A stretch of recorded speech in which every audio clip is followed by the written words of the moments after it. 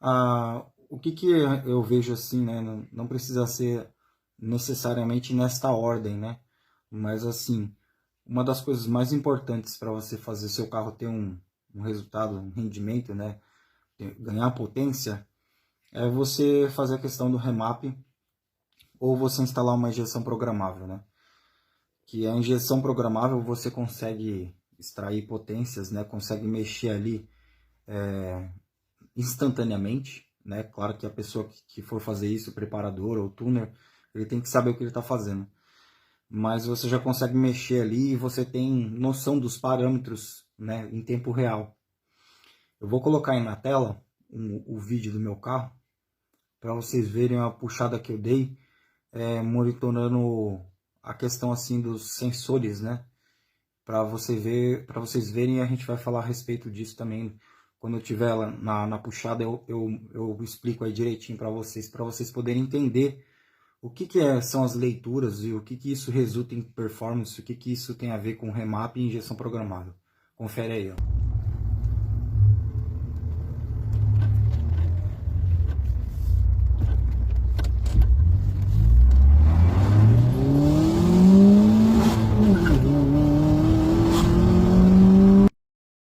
Pessoal, depois eu faço um vídeo explicando mais detalhadamente sobre essa tela aí. Mas vamos lá só para vocês entenderem o que é a questão do remap, o que ele altera, o que melhora. O mais importante é vocês olharem do lado direito o 9.00. Aquilo ali é o AFR. A AFR é uma nomenclatura dos americanos, né?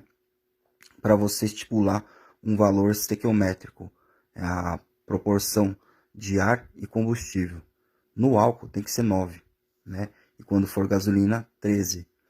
Quando eu fiz o remap, esse fator aí ficou travado, entendeu?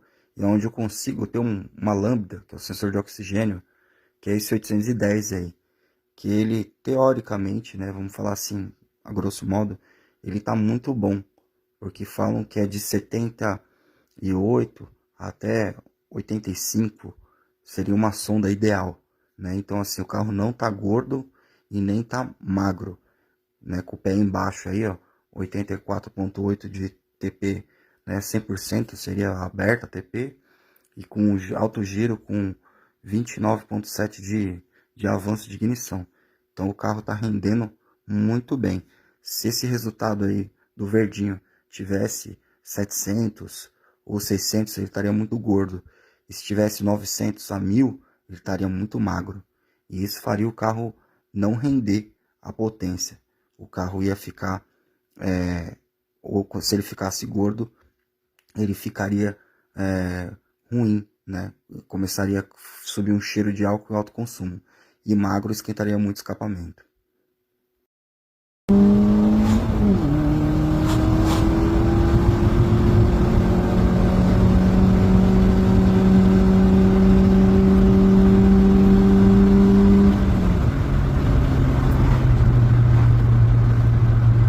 Bom, voltando aqui, pessoal. Certo, viu aí na tela, né? Eu estava explicando a respeito disso. Então, assim, se você for fazer um remap, né? For remapear o módulo do seu carro, injeção, o módulo que o seu carro tem, você vai conseguir extrair bastante potência, né? Porque assim, é igual eu tinha comentado no outro vídeo. A montadora ela faz o carro, ela projeta o carro, né? Para as peças, visando que nessa borboleta aqui do 1000, né? O TBI aqui do 1000, visando em economia de combustível, né? Eles não estão visando a questão de performance em si, porque infelizmente as montadoras, né, elas acabam tendo que atender às normas, atender, né, às exigências das normas, né, que de emissão de poluentes, de controle dos gases, né, a questão, né, do planeta em si, né, sustentabilidade, né, sem falar na questão também de você não deixar o carro extremamente agressivo, né? Que nem essa borboleta aqui é do Palio 1.616. Olha o tamanho dela comparado a essa borboleta aqui, né? Que é do 1000. Eu fiz o teste com essa borboleta aqui, fica absurdo o carro, entendeu? Só que ele ficou sem marcha lenta porque aqui, ó, aqui é onde regula a marcha lenta, né? E olha o tamanho dessa. Repara só. É muito pequenininho, tá vendo? aqui, ó, comparado com esse daqui, ó, é muito mais área, né? Até mesmo aqui atrás, ó. Tá vendo? Então é muito mais área que tem aqui.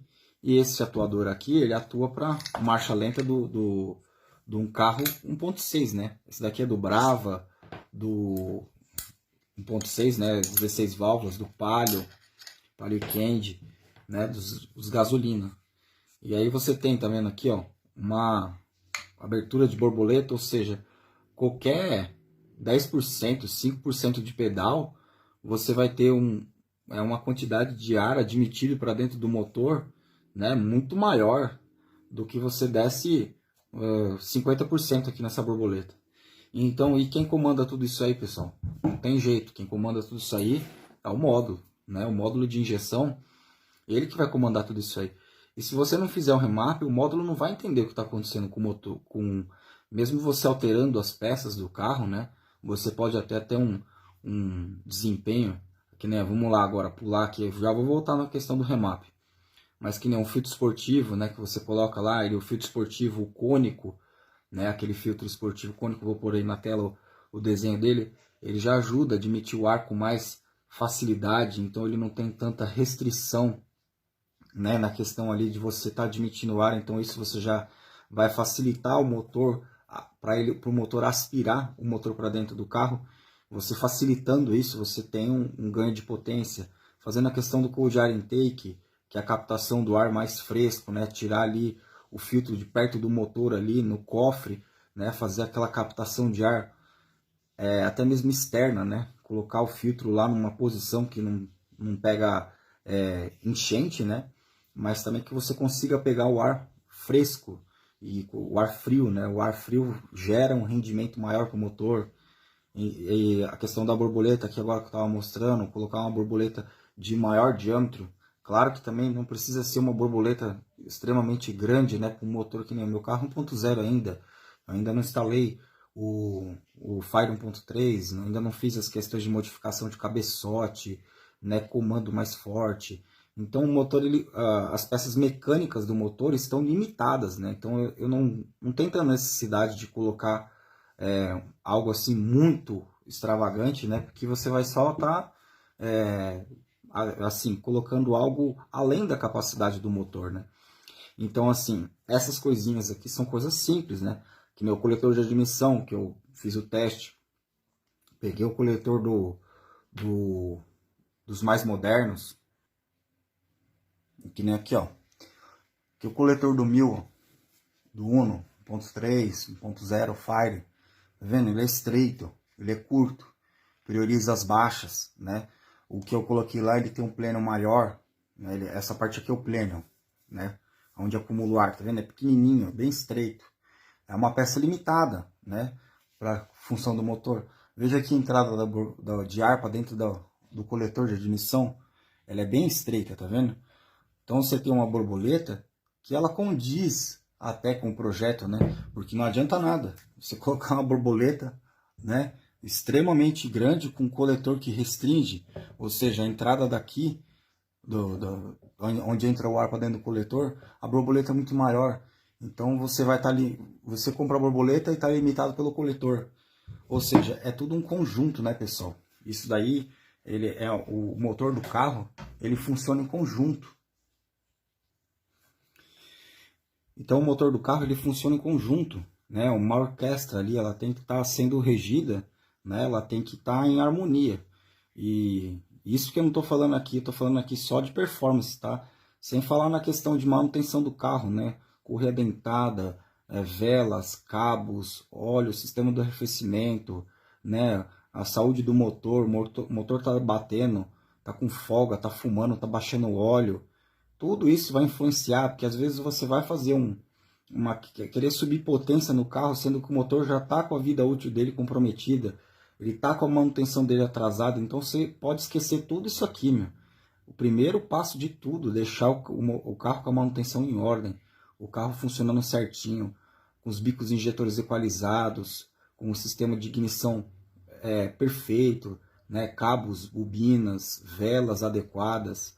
Tudo isso aí tem que estar funcionando perfeitamente, porque quando você colocar alguma coisa de alteração, você vai sentir o resultado. Porque se o carro tiver com algum problema de manutenção, quando você colocar alguma dessas coisas, alguma das peças, para trazer algum resultado, pode ser que o carro piore, em vez de ganhar potência. E aí você vai achar que o preparador ou o tuner, né, que está mexendo no teu carro está querendo te enganar, e sendo que é um problema que o seu carro já tem. Já aconteceu inúmeras vezes isso comigo, já peguei vários casos. O meu carro é o maior exemplo disso, né, que é o vídeo da regulagem de válvula. Depois, para quem quiser tiver interesse, acessa a playlist aí do meu canal aí, que tem aí eu explicando, vídeo passado aí, fiz aí um videozinho explicando sobre a regulagem das válvulas, das pastilhinhas, né. Enfim, pessoal, aí que nem lá na questão do coletor de admissão que eu falei agora, da borboleta, a questão do coletor de escapamento. Existe o coletor 4 em 2 em 1, que é muito bom, que prioriza a média baixa, né? O 4 em 2, 4 saídas em 2, para depois ficar em uma. Existe o 4 em 1 longo, que é o que está no meu carro, né? Que ele prioriza, o pessoal fala que a baixa do carro fica ruim. Depende. Se você tiver uma borboleta boa, um coletor de admissão bom, um filtro, né, captando um ar fresco, com um remap, né, com bicos injetores já atualizado, se você tiver tudo isso, dificilmente você vai achar que o coletor que você está colocando vai prejudicar o carro. Porque você está fazendo um conjunto de coisas, entendeu? Que o pessoal até fala downpipe. Downpipe é mais relacionado à turbina, né? Cat delete, né? Que é o que o pessoal fala hoje. Que seria a remoção do catalisador. Que isso você, colocando 4 em 1, aqui a gente está falando impulso do escape, né? Eu vou colocar um vídeo aí na tela muito interessante para vocês verem o que é realmente a função do 4 em 1. E vou voltar aqui na questão da borboleta para vocês entenderem também. Original, com o catalisador aqui embaixo, e desse lado aqui um coletor de escape 4 em 1, curto, então um coletor de escape consideravelmente simples aí. E o grande lance é, quando a gente fala que um coletor de escape ele é bem desenvolvido, você injeta ar por uma das saídas, ou seja, tem uma pulsação saindo do cilindro, teoricamente, se ela sair numa velocidade muito boa, ela gera sucção nas outras saídas aqui. Então, como a gente tem o catalisador aqui, a gente tem uma enorme restrição. Coloquei um pedaço de papel aqui, que vocês podem ver, e olha o que acontece se eu for injetar ar bem aqui. Empurro o papel. Vou pegar o papelzinho de novo. O outro cilindro aqui. Injetar o ar aqui. Cuspiu longe, hein? O outro cilindro aqui, cilindrinho 2. De novo, vamos ver. Cuspiu também. Então, vocês viram que aqui no 3 ele cuspiu longe. Agora dá só uma olhada aqui. Papel solto também, tá? Um pedacinho de jornal que nem o outro. Vou colocar o mesmo pedaço de papel pra galera não falar que eu tô privilegiando um coletor ou outro, tá bom? Burro! Então olha só, pessoal, tô aqui, ó. Tô nem falando que o desenho do coletor de escape é perfeito, mas só o fato da gente não ter o catalisador aqui, você não tem uma restrição que faz com que o ar volte para as outras saídas, tá? Ele dá até uma pequena succionada no papel. Olha só. Ó, voltando aí, pessoal, viram aí o vídeo? Então, o 4 em 1, quando você põe o 4 em 1, estamos falando do pulso do escape, né? Então, assim, cada saída do cabeçote, você tem lá as 4 saídas do cabeçote, né? Então, tem lá o primeiro cilindro, o segundo, o terceiro e o quarto. Cada um vai ter as fases de ordem de ignição. Qual são a ordem de ignição? 95% dos carros são 1, 3, 4, 2. Então a centelha vem no primeiro, no terceiro, no quarto e no 2. A centelha ela fica assim, entendeu? 1, 3, 4, 2. Então quando tiver na expansão aqui, em determinada fase que tiver nos outros cilindros, se o escapamento for junto, ele acaba prejudicando aquela mistura. Porque são pistões gêmeos, né? Quando sobe o pistão daqui, sobe o pistão daqui também, do quarto cilindro. E os daqui do meio estão lá embaixo. Tá? Tô dando um exemplo aqui, grosso modo, tá, pessoal? Para vocês entenderem. Então, acaba atrapalhando a mistura. Aí que o pessoal, né, descobriram, você unindo o primeiro com o quarto cilindro, unindo lá longe, você, em vez de prejudicar esse cilindro ou vice-versa, vai ajudar a pulsar, a sair, a otimizar a mistura do outro. Em vez de atrapalhar, vai melhorar. E isso, consequentemente, para esses dois que são juntos, né, assim, que são pistões gêmeos, né? Então, quando tiver na mistura aqui na fase de expansão ou compressão, os 4 tempos do motor, o cilindro que vai estar do lado, longe, ele vai estar auxiliando, não vai estar prejudicando, porque quando você tem um coletor elaborado, né? A mesma coisa do 4 em 2. E isso aqui também funciona para a questão do coletor e para a questão de borboleta. Quem nunca viu as famosas throttle ball, né, que o pessoal fala, as 4 borboletas individuais. Vou pôr um vídeo aí na tela para vocês verem.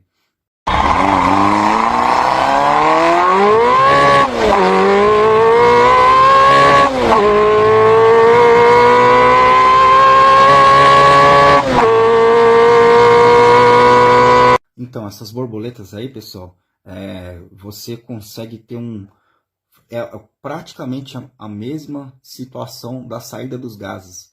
Então, você tem lá o seu cabeçote, você vai estar admitindo, cada borboleta cada cilindro vai estar admitindo a quantidade de ar e de combustível necessária para aquele cilindro. Por mais que o motor seja milesimalmente feito, né, por máquinas, ele tem uma precisão extrema. Nenhum cilindro fica 100% igual ao outro.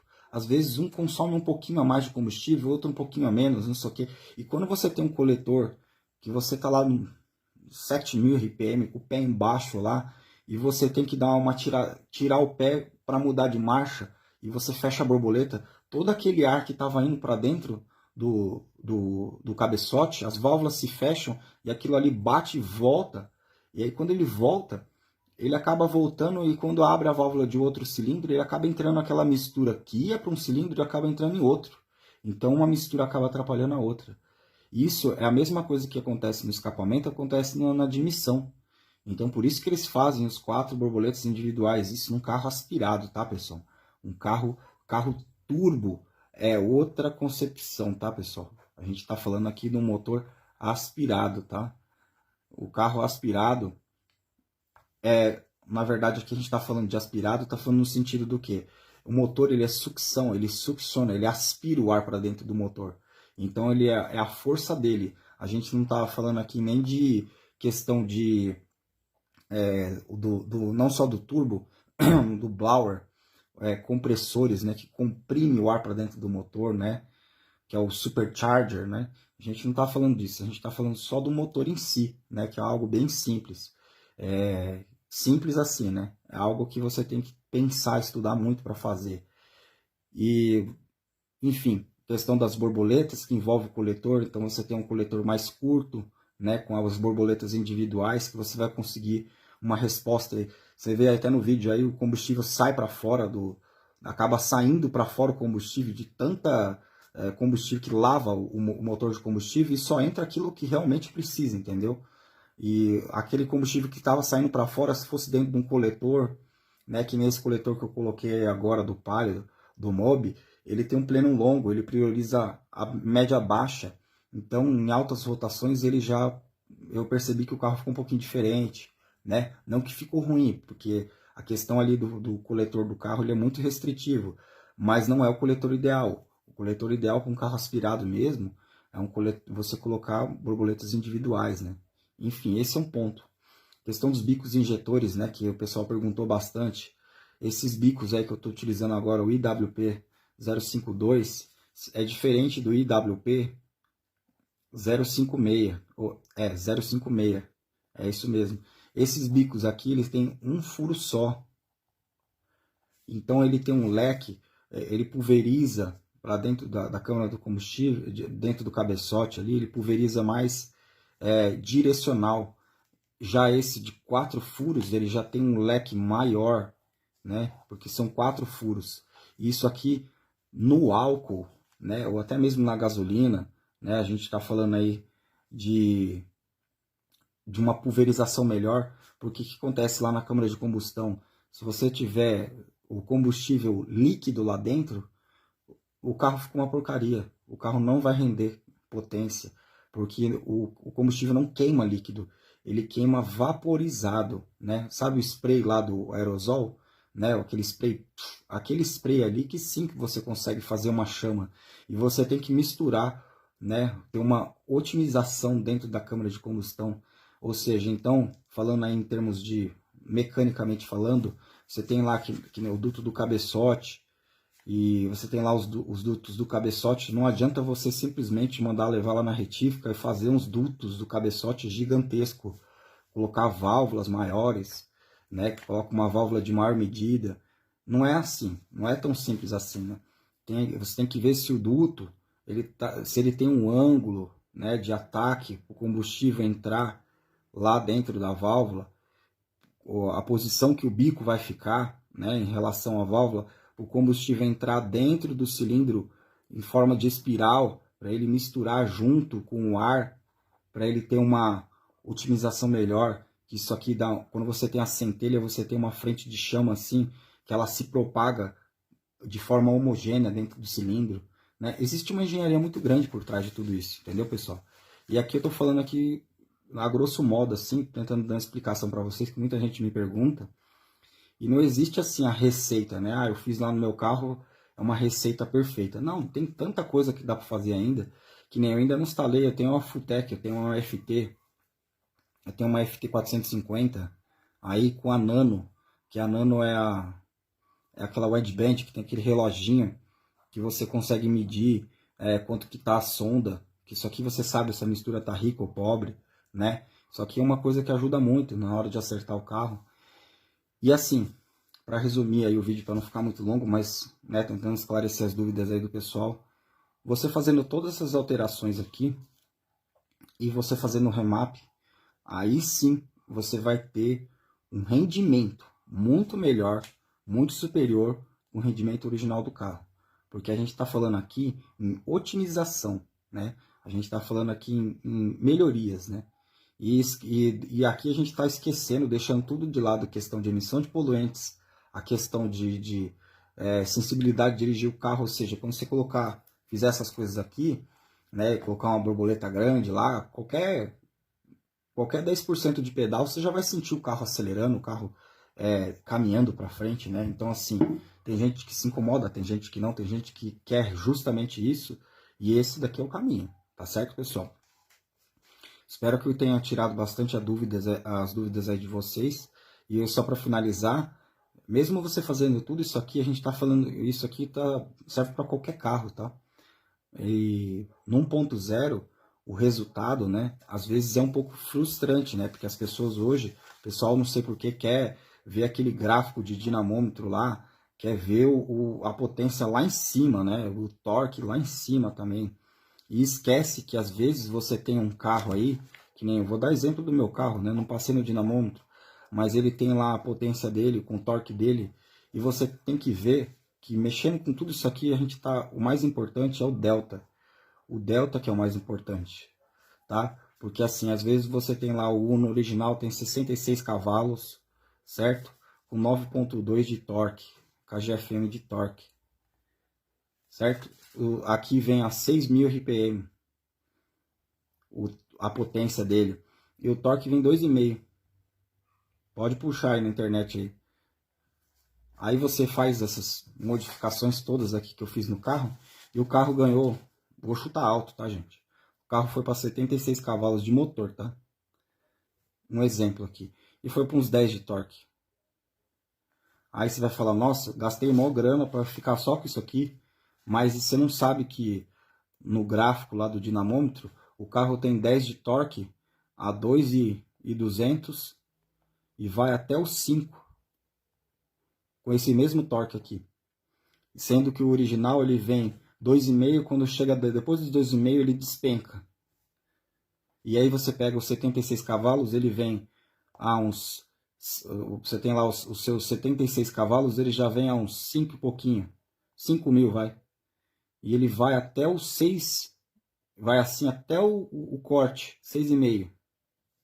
Certo? E sendo que o original vem 6... Aqui no 6.000 ele vem os 66 cavalos e aí ele começa a cair, até chegar ao final. Essa diferença aqui é o delta. Essa diferença aqui é o delta. E aí você pode pôr do lado um original contra um carro que tenha tudo isso aqui, que você vai ver que esse delta aqui vai fazer muita diferença. Muita diferença. Eu estou chutando baixo aqui, tá, pessoal? 1 de torque, 10 cavalinhos de motor vai fazer tudo isso de diferença. Faz. Uma puxada. Na hora que você estiver mudando de marcha, né, que nem o caso do meu carro lá, do carro do Uno, né, você vai até o corte, na hora que você muda a marcha, ele cai para uns 4.800 a marcha. lá do 6,5 ele vai para 4.800, que é o Uno, ele tem câmbio longo. E aí você tá ainda no regime de potência, que ele já começa a subir o giro de novo, ele já é mais forte do que o original. Então toda trocada de marcha você vai pular sempre 2 carros na frente. Eu não cheguei a fazer o teste ainda, pessoal, mas eu vou fazer. Da última vez eu fiz um teste contra um Palio. O Palio ele tem 76 cavalos originais, o original, tá, o Paliozinho, que é o Economy 2010. Era o mais moderninho, né? Então ele já tem esses bicos atualizados e ele tem mais taxa de compressão. Então ele já tem 10 cavalos a mais.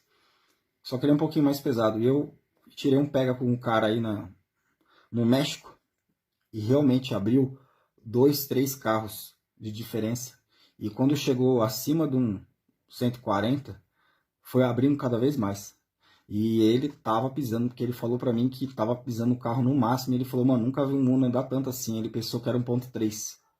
Até logo mais aí eu vou fazer o carro dele e a gente vai fazer o comparativo de novo, né? Agora a gente vai fazer um comparativo, né? Na verdade o carro dele já tem um escapamento, mas não é o coletor, é só os abafadores. E tem um filtro lá, mas também tá numa posição muito ruim, que pega ar quente. Então tudo isso aí, pessoal, tudo isso aqui faz diferença. Tá certo, pessoal? E é isso aí, pessoal. Espero que vocês tenham gostado do vídeo. Se inscreva no canal, ative o sininho, compartilhe esse vídeo aí com seus amigos aí que gostam de performance, que gostam de preparação. Em breve tem mais conteúdo, mais dicas, mais informação. Eu sou mecânico aí há 20 anos, mas longe de saber tudo. E tudo que eu tiver de conhecimento, que eu fui aprendendo, eu vou passar aí pra vocês. Tá certo, pessoal? Um forte abraço. We face it all cause we go big or we go home. Dance like you made it.